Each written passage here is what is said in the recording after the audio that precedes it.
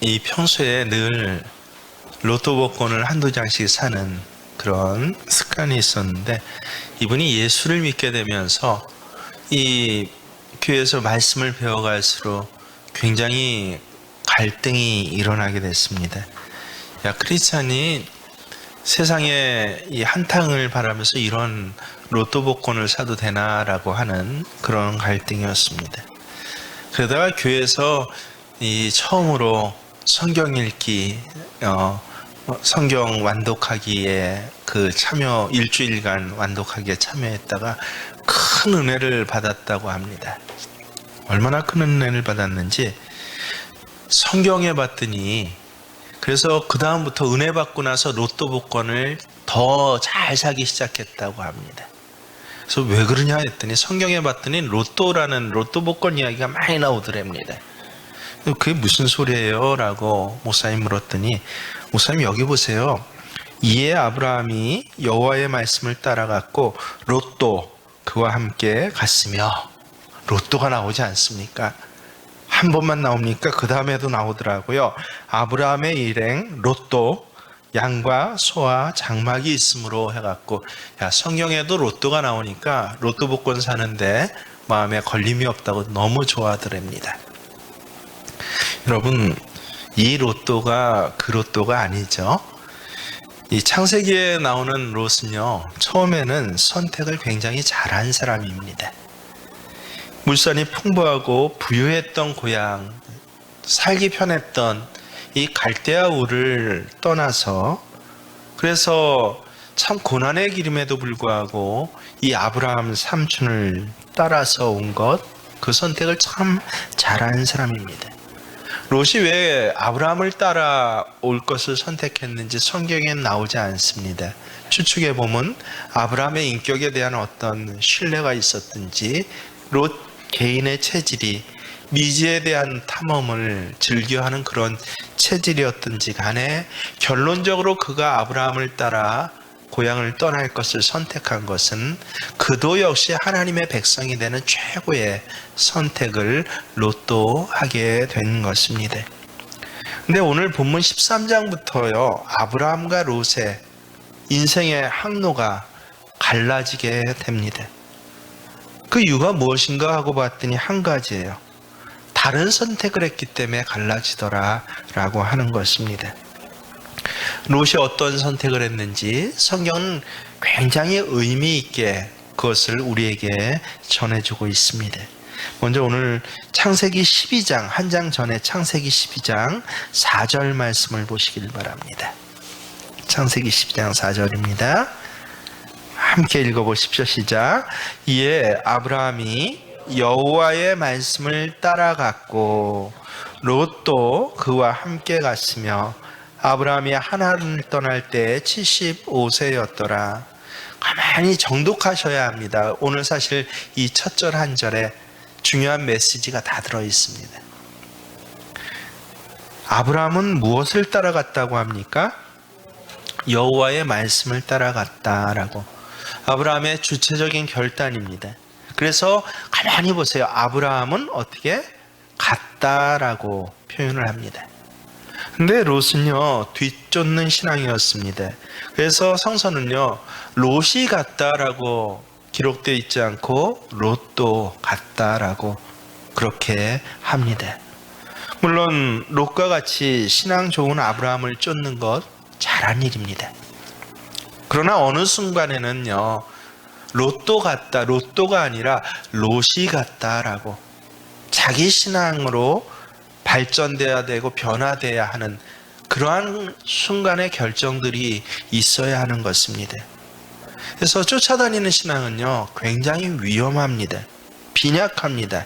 언제든지 무너질 수 있는 것이 롯도, 쫓아가는 신앙입니다.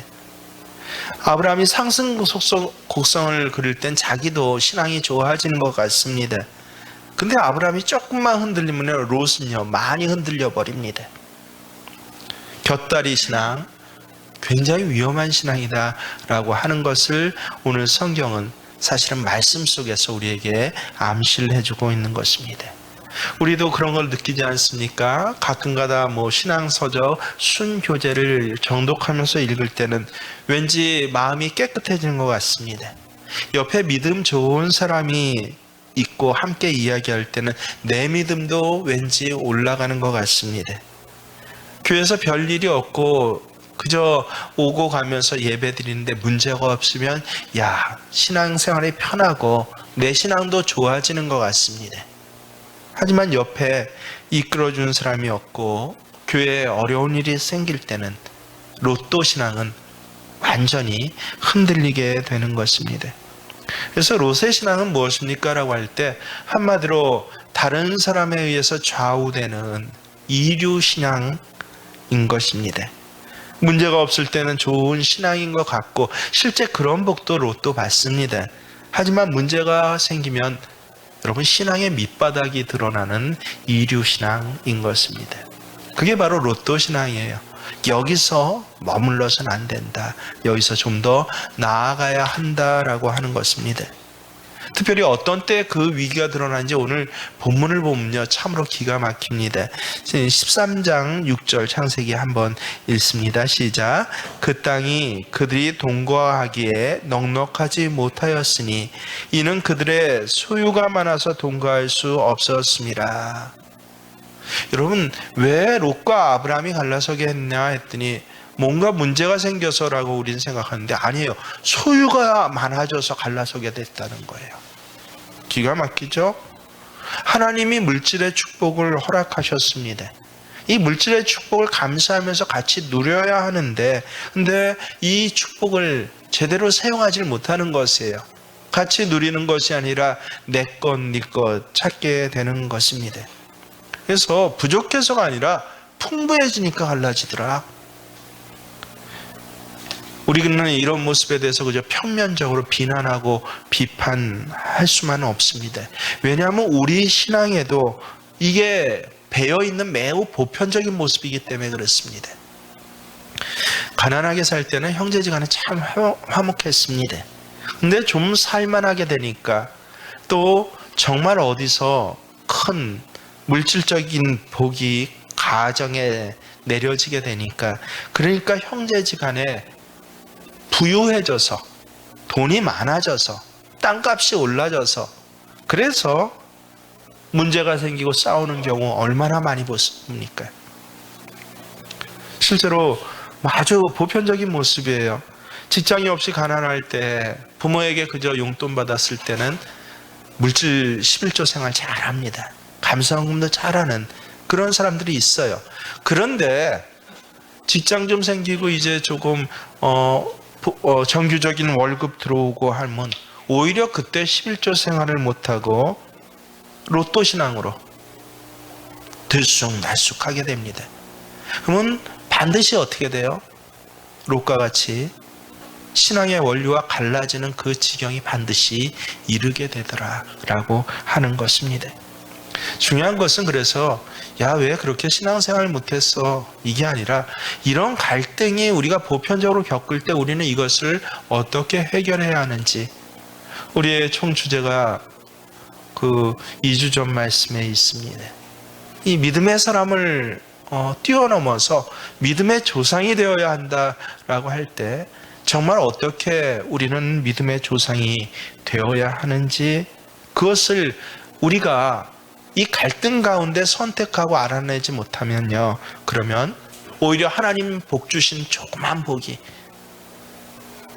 그동안 그나마 받았던 하나님의 축복 전체를 삼켜버리는 그런 일들이 실제로 이루어지더라라고 하는 것입니다. 그래서 오늘 성경에는요 이 롯과의 문제가 굉장히 자세히 기록되어 있습니다. 왜 그럽니까? 이러한 갈등, 오히려 조금 나아져서 조금 풍부해져서 갈등이 오는 사람들에게 롯과 같이 하지 말고 아브라함 같이 선택하라라고 하는 성경의 메시지이기 때문에 그렇습니다. 그래서 아브라함의 첫째 기준을 우리는 잘 살펴봐야 합니다. 우리가 갈등에 휘말리게 되면요 우리에게 일어나는 최대의 비극은 뭐냐 하면 인생의 커다란 그림을 놓치는 사람이, 갈등 때문에 놓치는 사람이 굉장히 많더라라고 하는 것입니다. 그 갈등에 빠져버린 나머지 더 중요한 것을 보지 못하고 문제에 집착하고 아예 문제 속에 빠져서 인생의 궁극적인 목표와 비전을 상실해가는 그러한 사람들, 그런 가능성들이 우리에게 늘 있더라라고 하는 것입니다. 그래서 갈등이 일어날 때는요, 갈등 옆에 한 발자국 비켜 있어야 할 그러한 삶의 태도가 우리에게 있어야 합니다. 그래서 이 갈등의 문제에 있어서 야, 이거 어떻게 하면 내게 유익이 되고 어떻게 하면 손해가 돼? 갈등을 먼저 생각하는 것이 아니라 이때 더 중요한 문제가 무엇인지, 제가 늘 말씀드리죠. 예수님이라면 어떻게 하셨을까? 하나님은 내게 무엇을 원하실까라고 문제 옆에서 이것을 한번 바라보는 훈련과 체질이 필요합니다. 작은 갈등 때 그런 것들을 훈련해 나가지 않으면요, 큰 갈등이 오면 아예 할 수 없어요. 정신이 없어지게 됩니다. 놀랍게도 아브라함은 이것 하나하나를 이 가나안 여정 가운데서 배우게 됩니다. 아브라함이 뭐라고 고백하는지 8절을 보십시오. 함께 읽습니다. 아브라함이 롯에게 이르되 우리는 한 친족이라 나나 너나 내 목자나 내 목자나 서로 다투게 하지 말자. 아브라함의 기준은 뭐예요? 우리는 친족이고 다투게 하지 말자라고 하는 것입니다. 대부분의 사람이 이때 친족이고 다퉈서는 안 돼 생각하기보다도 뭐를 생각해요? 풍부한 물산이 생기고 돈의 문제가 부닥치면요, 야, 뭐니 해도 머니가 최고야 라고. 형제관계고 뭐고 뭐 필요 없어. 있어. 돈 없으면 늘 관세됐고 무시받는데 일단 내가 돈의 문제에서 이익을 보고 그 다음에 봐야지. 이게 일반적인, 앞으로 더 심해질 세상의 결정의 기준들입니다. 하지만 우리가 정말 하나님 백성이라면 한 걸음 비껴서서 무엇이에요? 다투지 않는 것, 특별히 친족 간엔 다투지 않는 것, 이게 더 우선시 되어야 한다라고 하는 것입니다. 오늘 본문에 직접적으로 나타난 것은 아니지만 이 아브라함의 선택 핵심의 기준이 7절에 보면 무엇인지 정확하게 나옵니다. 7절을 가만히 보세요. 여기 아브라함이 무엇 때문에 이런 기준을 선택했는지요. 그러므로 아브라함의 가축의 목자와 롯의 가축의 목자가 서로 다투고 또 가나안 사람과 브릿 사람도 그 땅에 거주하였는지라. 7절의 초점은요, 다투고가 있지 않고 뒤에 있어요. 그 땅에 가나안 사람과 브릿 사람이 거주하였다.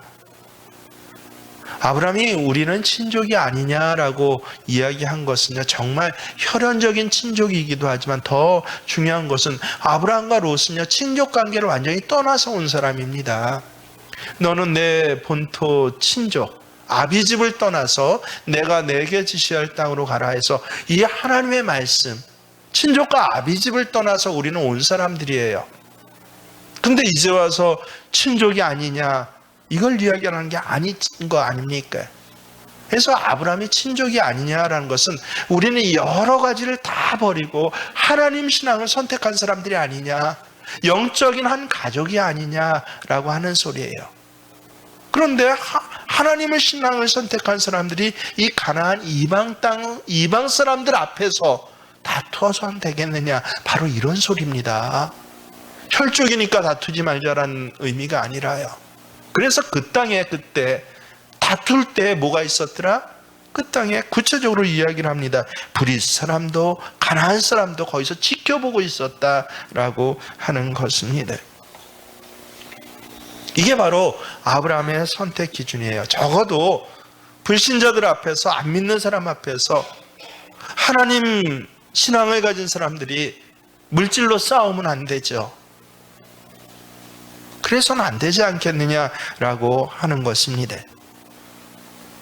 불신자들의 눈은 언제나요, 눈은 교회로 향해 있습니다. 교인들이 어떻게 살아가고 있는지를 보는데 두 가지 이유예요. 그것은 하나님 주시는 이 신앙의 양심이에요. 한편으로는 야, 우리가 다른 삶을 사는 것 같은데 얼마나 행복할까라고 부러움으로 쳐다봅니다. 한편에는 뭐예요? 질시로 쳐다봅니다. 언제고 틈만 나면 내가 꼬집어 주겠어 라고 하는 이 두 가지의 마음이 불신자가 예수 잘 믿는 사람을 바라보는 관점이에요. 한 가족 안에서도 형제지 간에도 그렇습니다. 그래서 한편에서는 늘 뭐 친족 간에 대화하면 그래요. 아이 형님처럼 살고 생각할 수 있는 게 부럽습니다 라고 하면서도 한편에서는 어때요? 그래 네가 하나님 믿는다고 그렇게 콧대 높아 하는데 어디 잘 되나 보자. 이 두 가지 마음, 두 가지 눈이 늘 있지 않느냐. 가난한 사람, 부릴 사람이 지켜보지 않느냐. 근데 하나님 신앙을 선택하는 우리가 다퉈선 되겠느냐. 바로 이것입니다. 오늘 우리는요, 그래서 이 문제가 생겼을 때 문제 자체를 자꾸 생각하면 안 됩니다. 문제를 벗어나서 좀 어려우면 아주 쉽게 우리 특별히 난 어려운 거 잘 기억 못해요 하는 분들은 아주 쉽게 기준을 가지십시오. 누구는 어떻게 했을까? 예수님이라면 이 문제에 대해서 어떻게 행동하셨을까? 예수님이라면 어떻게 행동하셨을까? 좀 더 말씀을 깊게 붙잡으면요, 야, 창세기의 아브라함이 이러한 문제를 겪었을 때 아브라함은 가나안 사람, 브릿 사람 앞에서 하나님 믿는 우리가 다퉈서는 안 되라고 이 갈등의 해결책을 제시했으니 하나님 나도 아브라함 같이 그렇게 해결책 제시하겠습니다라고 그렇게 고백하고 실제 작은 일부터 그렇게 해보는 것, 이게 뭐예요? 이게 믿음 생활인 것이에요. 오늘 무엇보다도 아브라함은요, 중요한 것이 있는데 우리가 잊지 말아야 합니다. 자기 선택에 대해서 대가를 지불했다라고 하는 것입니다. 9절 말씀 함께 읽습니다. 내 앞에 온 땅이 있지 아니하냐. 나를 떠나가라. 내가 좌하면 나는 우하고 내가 우하면 나는 좌하리라. 아브라함은 야, 우리가 다퉈서는 안 돼 하면서 그러면서 롯에게 먼저 선택하라고 합니다. 여러분, 우리가 상식적으로 알고 있습니다. 우리말에는 그런 의미가 구분이 잘 안 되는데 희한하게도 영어 성경을 보면 구분이 정확하게 됩니다. 영어 말에 보면 선택, 우리나라 선택말을 향하는 거의 다른 뜻의 두 단어가 있는데 그게 뭡니까? choice라는 단어와 decision이라는 단어입니다. 여러분, choice 무슨 뜻이에요? 여러 가운데 하나를 고른다라고 하는 것입니다. decision은 무엇이에요? 하나를 선택하기 위해서 다른 것을 다 포기하는 것에 중점이 돼서 아예 그렇게 인식되는 단어가 바로 decision입니다. 예전에 이 초이스라는 커피가 있습니다. 요새는 제가 잘 못 보겠는데요. 원두커피를 마시면서 못 보겠는데 주로 학생 때 이 초이스라는 커피가 제 기호 커피였어요. 벌써 30년, 40년 전이니까요. 왜냐하면 그 당시 우리나라 커피 기술이 별로 발달되지 않지 않았습니까? 그래서 우리나라에서 다른 식품에서 나오는 커피보다 정말 훨씬 맛이 있습니다. 또 프리머도 프리머는 굉장히 맛있습니다. 상대적으로 이 수입 상품을 접하기 쉬운, 오히려 수입 상품 사기 쉬운 그런 환경에 제가 있었거든요. 그래서 늘 커피하면 이 대학생, 대학원 때는 초이스 커피를 그렇게 먹었습니다. 근데 언제부턴가 제가 커피 기호가 달라져 있더라고요. 가만히 봤더니 우리나라 모모식품에서 나오는 커피가 훨씬 더 맛있습니다. 그래서 초이스 커피가 요새 나오는지 안 나오는지도 모를 정도로 한 10수년간을 갖다가 커피 기호를 초이스에서 다른 것으로 바꿔버렸습니다. 그게 바로 초이스의 뜻이에요. 여러 가지 중에 하나를 선택했다가 마음에 안 들면 다른 걸로 기호를 바꾸는 것. 하지만 아내를 선택하는 것은요, 초이스가 아닙니다. 디시즌입니다. 이 사람만을 내 평생 내 아내로 선택하는 것입니다. 내 인생 전체를 그에게 맡기는 것입니다. 아내 외에는 다른 사람을 여자로 쳐다보지 않습니다. 결코 번복하거나 물을 수 없는 일입니다. 기쁨도 있지만 아내와 한 가정을 이루는 데는 희생과 섬김과 기존에 내가 좋아하던 내 것을 포기해야 하는 아픔도 있습니다. 그게 바로 디시즌이에요. 초이스에는 부담이 없습니다. 재미가 있어요. 하나 골랐다가 재미없으면 버리고 다른 것 고르면 그만입니다. 하지만 디시즌은 그렇지 않습니다. 하나를 선택한 순간 나머지 모든 것은 버리는 것입니다. 아픔이 있고 신중해야 하지만 반드시 결단해야 하는 것입니다. 여러분, 오늘날 점점 믿음의 조상들이 그 주일날 썬데이 크리스찬 왔다 갔다 하는 사람은 많아요. 서서히 줍니다. 하지만 믿음의 조상들이 드문 이유는 무엇입니까? 신앙생활에 초이스적인 선택을 하는 사람이 점점 더 많아지기 때문에 그렇습니다. 부담 없이 선택합니다. 눈에 보이는 이익을 선택합니다. 그러다 아닌 것 같으면 쉽게 포기합니다. 그렇게 하면 잠깐은 편하고 어떤 때는 효율적으로 보입니다. 근데 참 영적 의미는 놀라운 것은요, 이렇게 초이스한 사람들은 언제고 버려집니다. 생각해 보세요.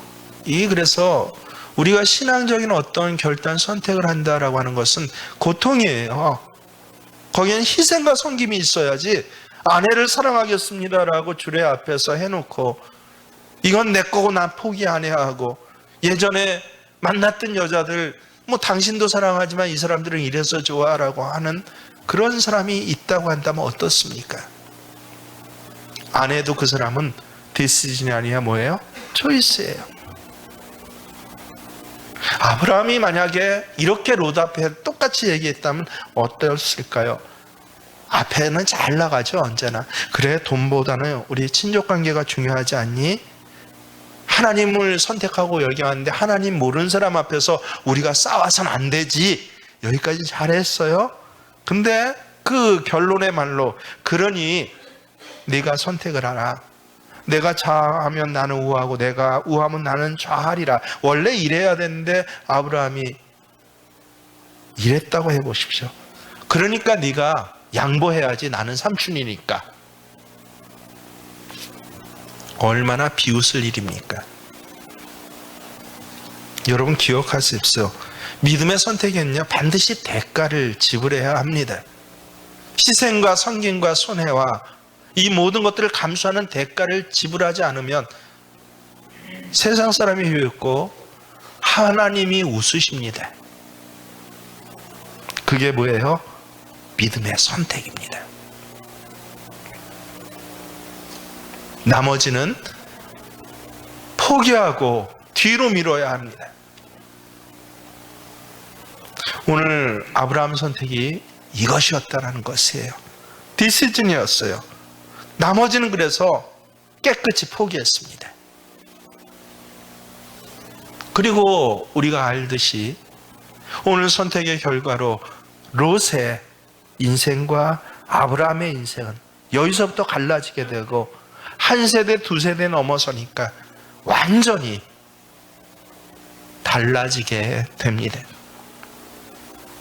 여러분, 무엇이 믿음의 선택이었는지 아닌지 우리는 아브라함과 롯의 선택을 통해서 정확히 그 내용, 구체적인 그 기준도 알 수 있게 됩니다. 아브라함은 첫째, 먼저 롯에게 선택권을 주었다라고 한 것입니다. 그리고 자기의 선택권은 하나님께 맡겼습니다. 여기서부터 믿음의 선택과 아닌 것의 기준이 갈라집니다. 10절의 말씀 보십시오. 뭐라고 합니까? 이에 롯이 눈을 들어 요단 지역을 바라본즉 수알까지 온 땅에 물이 넉넉하니 여호와께서 소돔과 고모라를 멸하시기 전이었으므로 여호와의 동산 같고 애굽 땅과 같았더라. 가만히 보세요. 오늘 말씀은 정말 집중해서 한 절 한 절, 한 단어 한 단어를 정독해 보지 않으면요, 우리가 이 메시지를 쉽게 알지를 못합니다.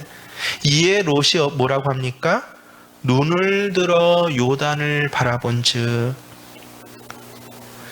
여기서 바라본즉이라는 단어 밑에 밑줄을 그어두십시오.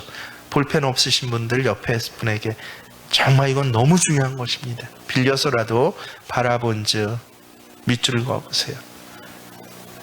왜 밑줄을 그냐면 딱 보니까라는 것입니다. 딱 한눈에 보니까 소돔과 고모라 땅이 아주 좋아 보였습니다.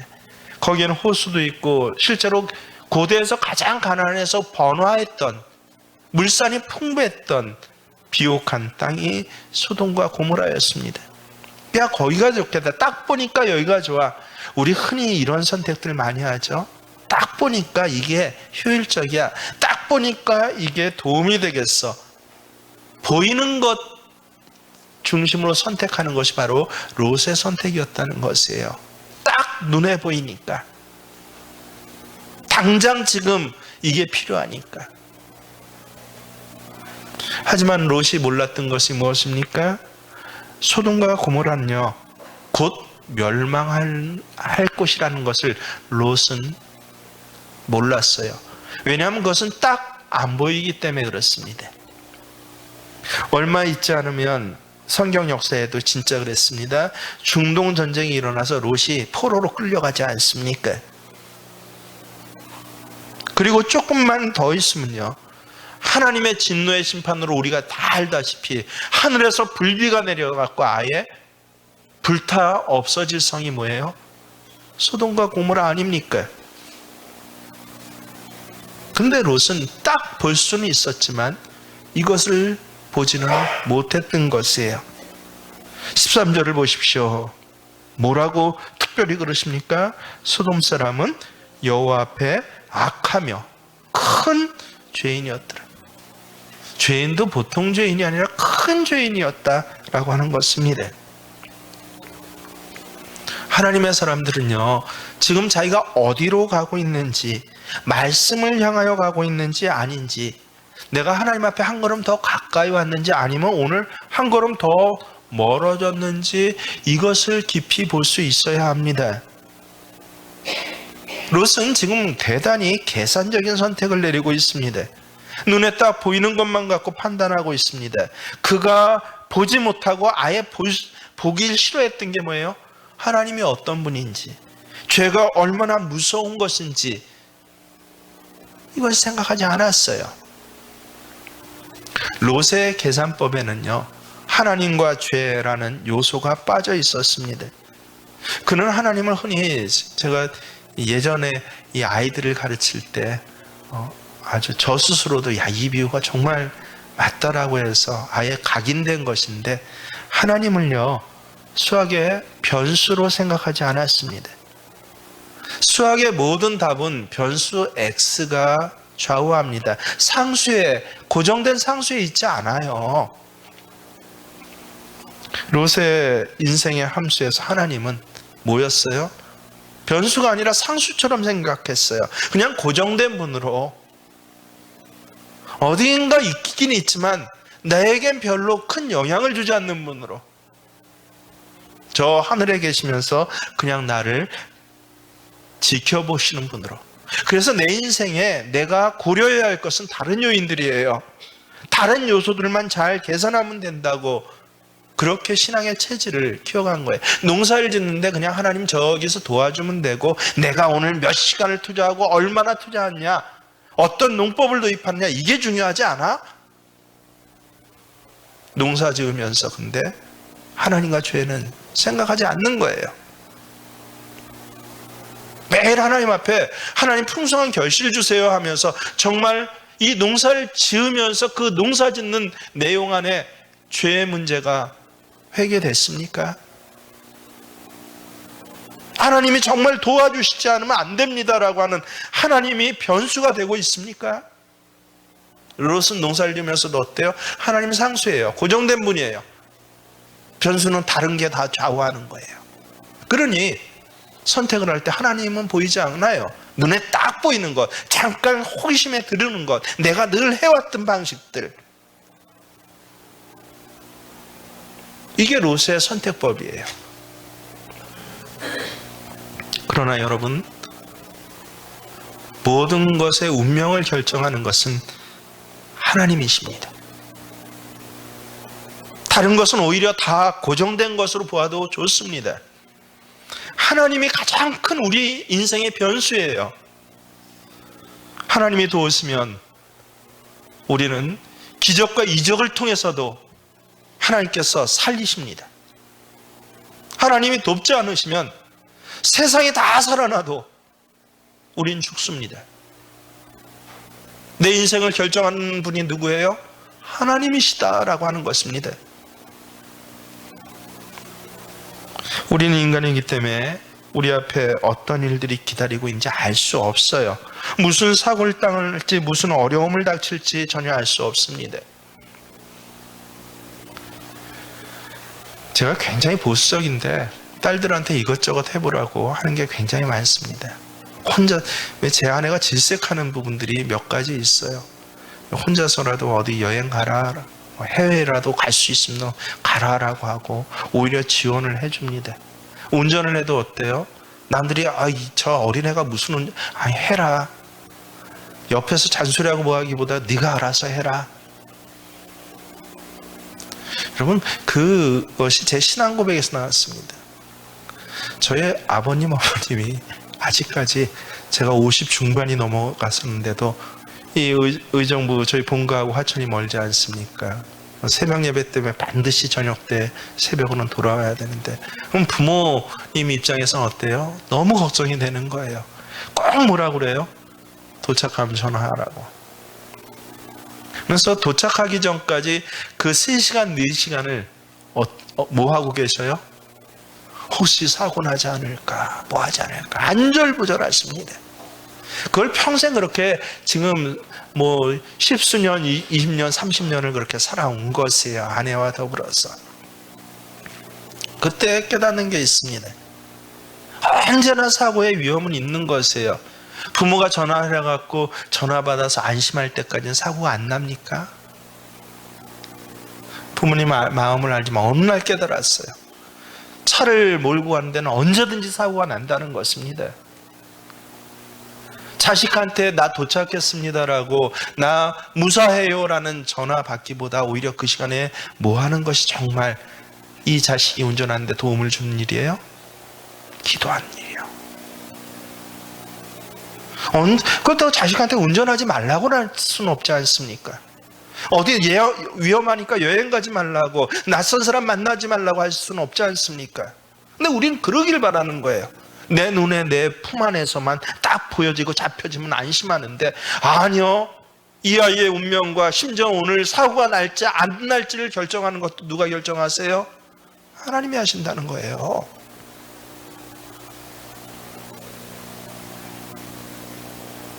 아주 구체적인 일들을. 그래서 아이가 처음으로 어디 혼자 여행을 가겠다고 할 때 아내는 질색을 하면서 무슨 소리냐고 할 때, 아니야, 갔다 와. 그리고 아내와 저는 뭐 하고 있습니까? 하나님, 저 아이를 지켜주세요 라고 이것을 몇 번 반복하다 보니까, 그러니까 이제 다른 일들을 결정할 때도 이런 식의 결정들이 가능해지는 것입니다. 매일 오늘 초보 운전에 다루듯이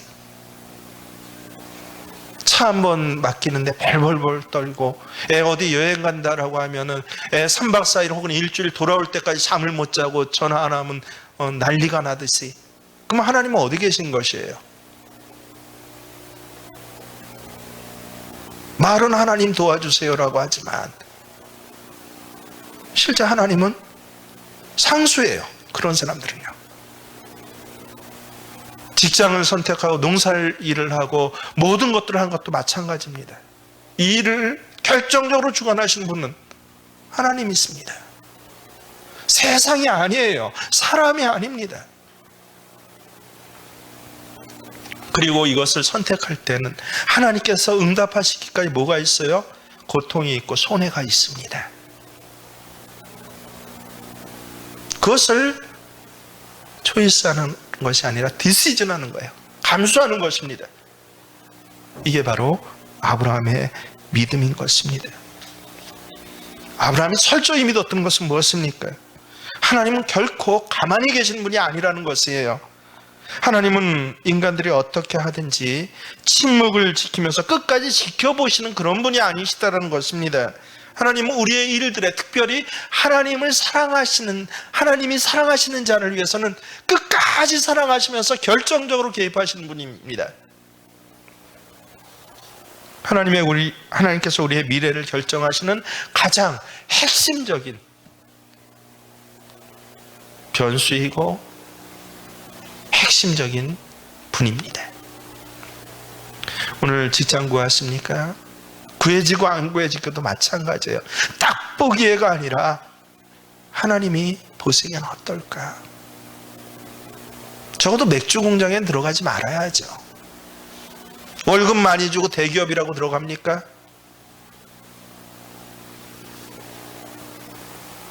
직장 하나만 딱 보기 구하면 나머지 신앙생활과 내 인생의 모든 일과 내 자녀들에게 무엇을 가르칠 겁니까? 그래서 오늘 우리가 이 신약 성경을 읽은 부분 고린도전서 3장 21절에서 23절을 가만히 보십시오. 바로 이것입니다. 그런즉 누구든지 사람을 자랑하지 말라. 만물이 다 너희 것임이라. 왜 만물이 너희 것이라고 합니까? 바울이나 아볼로나 게바나 세계나 생명이나 사망이나 지금 것이나 장래 것이다 너희 것이야. 왜? 너희가 그리스도의 것이고 그리스도는 누구 것이기 때문에? 하나님 것이기 때문에. 하나님이 이 모든 것들을 주관하시기 때문에 사랑과 환경을 자랑하거나 반대로 그것 때문에 절망하지 말라는 것이에요. 모든 것이 다 하나님 것입니다. 그러나 하나님을 선택하면 모든 것이 너희 것이야. 우리가 주인이 됩니다.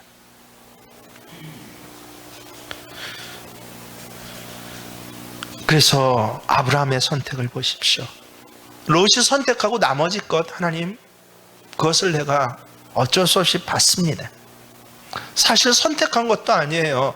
하나님을 택했기 때문에 롯 네가 선택해 라고 그렇게 이야기한 것입니다.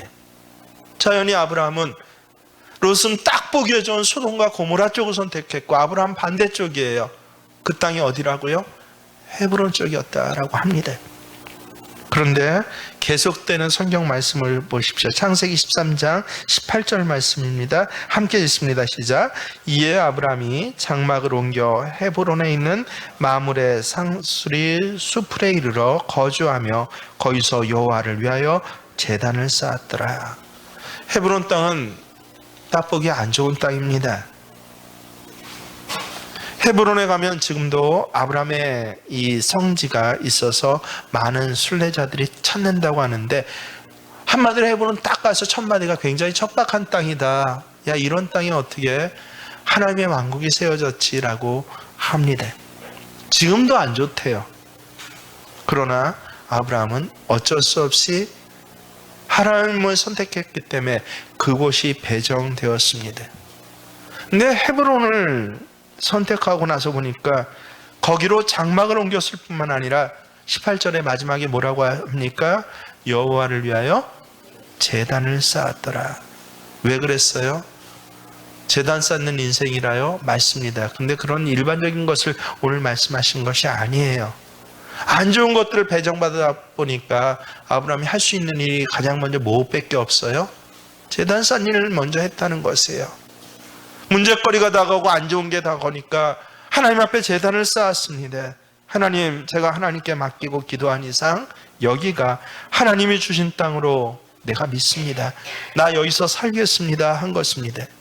바로 이것이 믿음의 선택의 모습이에요.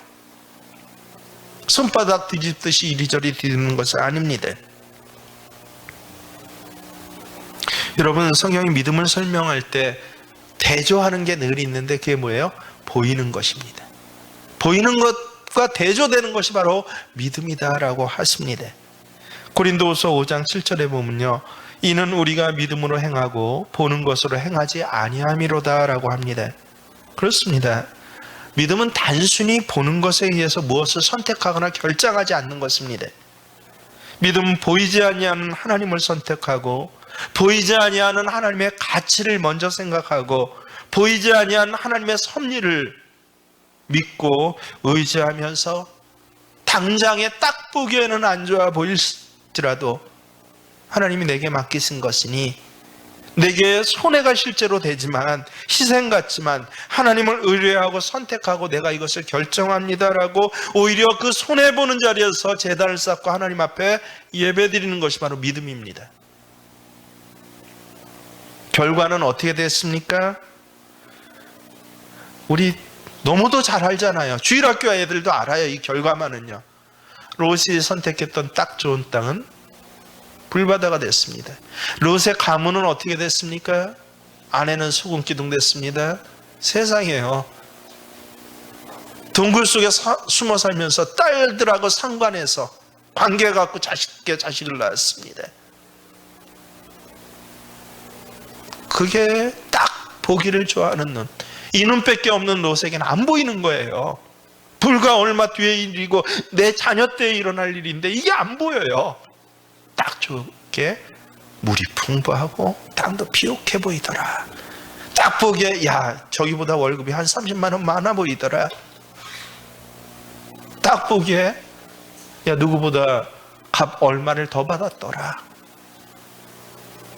모든 걸 이걸 선택을 해요. 아브라함의 선택은 어떤 결과를 가져옵니까? 저는 이 부분이 제일 성경에 좋습니다. 제가 기도할 때 가끔 인용하고 붙잡는 장면이에요. 14절 보십시오. 롯이 아브라함을 떠난 후에 여호와께서 아브라함에게 이르시되, 롯이 떠나가니까 하나님이 이제 나타나셔서 말씀하셨다라는 것입니다. 아브라함의 선택은요, 하나님 말씀하시는 곳이에요. 하나님이 나타나서 내게 말씀해 주실 수 있다면 롯이 좋은 거 다 갖고 떠났어도 나는 그것에 만족하고 오히려 그게 복입니다 라고, 복된 자리, 바른 자리, 하나님의 음성을 들을 수 있는 자리를 아브라함은 선택한 것입니다. 말씀하실 때 너 눈을 들어 동서남북을 바라보라고 하셨습니다. 그리고 너 눈에 보이는 모든 땅을 아브라함 너와 네 자손들에게 주겠다라고 약속하셨습니다. 하나님의 약속을 붙잡은 아브라함은요, 세상 사람 눈에 보기에는 똑똑한 조카에게 속여 착한 사람이라는 명분은 얻었겠지만 실리는 다 빼앗긴 멍청한, 세마나 제대로 못하는 그런 사람으로 세상 사람들은 이야기할 것입니다. 하지만 그것은 아브라함이 진짜 셈을 잘 못해서가 아니라 하나님의 약속을 너무 잘 세느라고 세상 숫자를 셀 시간을 빼버린 것입니다. 여러분 기억하십시오. 우리는 흔히 믿음을 명분이라고 생각해요. 그래도 손해봐도 내가 정당하고 명분이 있어야지. 아니요, 그것은 윤리학자들이 하는 소리입니다. 저는 한 번도 믿음을 명분이라고 생각하지 않았습니다. 그렇게 생각해 본 적도 없습니다. 저는 숫자에 굉장히 민감한 사람이에요. 얼마나 민감한지 모릅니다. 그래서 세상 숫자에 민감해지지 않으려고 별 훈련을 다 했습니다. 그래서 저희 집안에선 제가 어떻게 통한 줄 아세요? 예를 들어서 제 가게에 맡겨놓으면 다 말아먹어라고 얘기를 합니다. 우리 어머니 아버지가 그래요. 뭐 손님 달라는 대로 주니까요. 얼마 깎아주세요 하면 깎아줍니다. 어떤 땐 사오는 원가보다 더 저렴한 가격으로 나 요것밖에 없는데 하면 그냥 줍니다. 그러니까 저한테 아예 셈을 맡기지 않습니다. 저희 집안의 생각이 그래요. 그래서 저희 부모님 제가 셈을 잘 못한 줄 아는데, 여러분 제가 제일 잘하는 과목이 수학입니다. 언제나 1등급이에요. 수능에서도 옛날 학력고사에서도 세상에 중학교 3학년 때 대입 학력고사를 봐갖고 수학 만점을 맞았습니다. 고3들 서울대 가는 애들도 하기 어렵다는 그 만점을 중학교 3학년 때 제가 맞습니다. 그러니 얼마나 수학 잘하고 머리가 뛰어납니까? 그래서 잘못하다가 내가 세상 수학 잘하겠다 생각해갖고, 그래서 하나님 수학 잘해야지라고 하나님 수학하는 법을 계속 연구하고 배웁니다. 아예 몸에 그것이 익혀지도록 위해서 얼마나 애썼는지. 그래서 아예 수학적 사고방식이나 생활을 잘 안 하는 저희 아내 같은 사람을 또 만났습니다. 그래서 참 많이 배웁니다. 시장 가면 늘 구람수 속여와요. 수학 잘한 저는 그걸 보면서 딱 여긴 가고 가지 마라고 되는데, 근데 아내를 만나보니까 그럴 수도 있지 뭐. 그게 그렇게 중요한 게 아니에요. 그나마 구람수 속이는 사람들을 통해서 상하지 않는 것 해서 음식 맛있게 먹었으면 그 하나님 주신 복이죠. 이렇게 고백을 하다 보는 생활이 한 30년 정도 되다 보니까, 그랬더니 하나님 셈법은 점점 능해집니다. 아브라함이 정말 진리는 다 빼앗긴 사람일까요? 아니요, 가장 진리를 챙긴 사람이 아브라함입니다. 그래서 믿음은 명분 아닙니다. 진리입니다. 잠깐 이익되었다가 없어지는 거짓 진리, 가짜 진리가 아니라 진짜 진리입니다. 그게 바로 믿음의 선택입니다.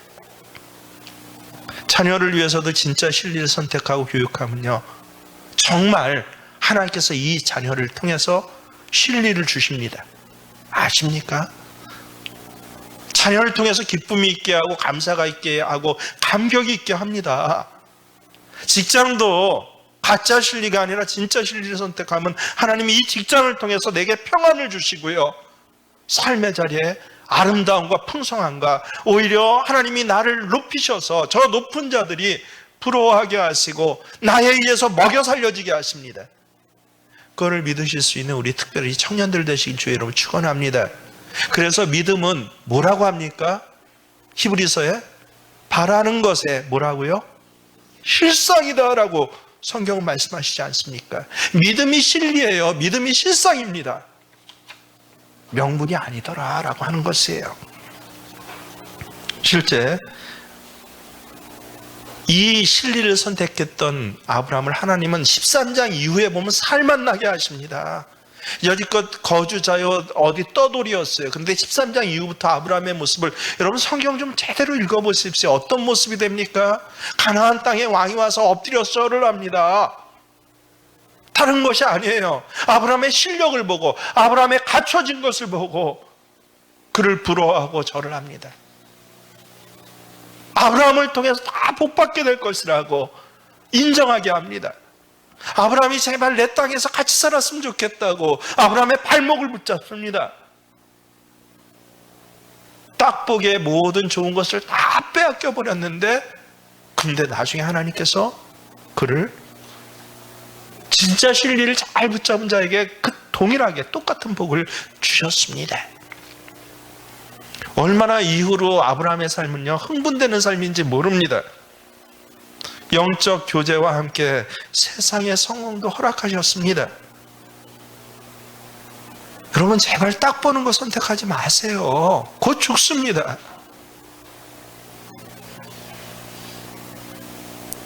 문제거리 앞에서 하나님은 어떻게 하실까? 하나님은 내가 어떻게 결정하는 걸 좋아하실까? 이게 바로 믿음의 계산법입니다. 세상 계산에 능하다고 장깨 부리지 마시고요, 빼꼼하게 이것저것 생각하면서 마치 자기가 제일 똑똑한 노신 척 하지 마시고요, 오늘 본문을 통해서 분명히 기억하십시오. 그건 죽습니다. 비참하게 됩니다. 세상의 자녀들과 상관해갖고 자식을 낳아야 하는 참으로 파렴치한 삶, 결국 하나님 백성에서 떨어져 나가게 되는 가장 비참한 삶을 살아가게 됩니다.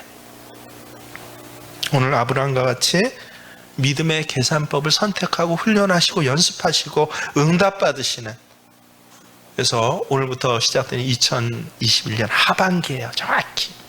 상반기에 애쓰고 수고하고 하나님 앞에 영을 열어주세요라고 기도했다면 하반기에는 이 인생의 진리를 실제 선택하는 믿음의 계산법을 갖추시는 저와 여러분 되실 주의 이름 축원합니다. 우리 함께 말씀 붙잡고 함께 주의 이름 부릅니다. 주여 주여 주여. 할렐루야. 하나님을 찬양합니다. 하나님 감사합니다.